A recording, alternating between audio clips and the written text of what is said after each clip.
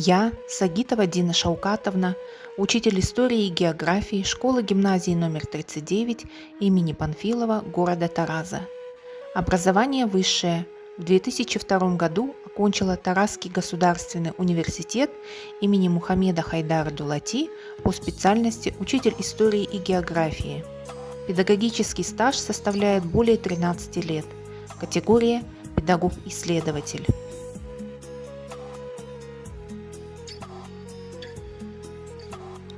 Учитель перестал быть центром образовательного процесса. Центр тяжести переместился в сторону ученика.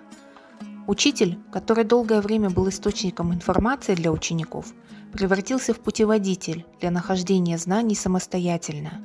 Учащиеся должны овладеть навыками 21 века, быть функционально грамотными, чтобы знания не были мертвым багажом, а были практически применимыми. Темой моей творческой работы является исследовательская деятельность учащихся при изучении родного края. Эта тема была выбрана не просто так. За годы работы учителем истории и географии мною накоплен определенный материал по краеведческой работе. Основной смысл этой деятельности вижу в том, чтобы помочь ученикам лучше узнать свой родной край, историю и культуру, развивать способности к исследовательской деятельности. Такая деятельность подразумевает и творческую работу обучающихся.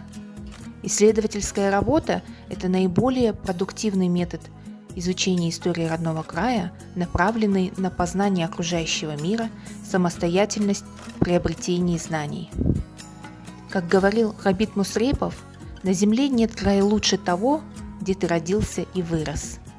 Считаю, что изучая историю родного края, ребята учатся более глубоко осмысливать последовательность событий, выявлять причинно-следственные связи, что содействует формированию исторического мышления.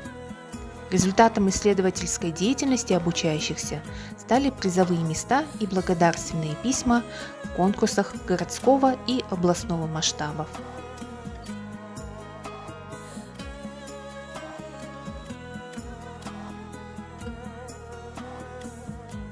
Одним из ключевых аспектов современного образования является процесс взаимодействия и сотрудничества учителей.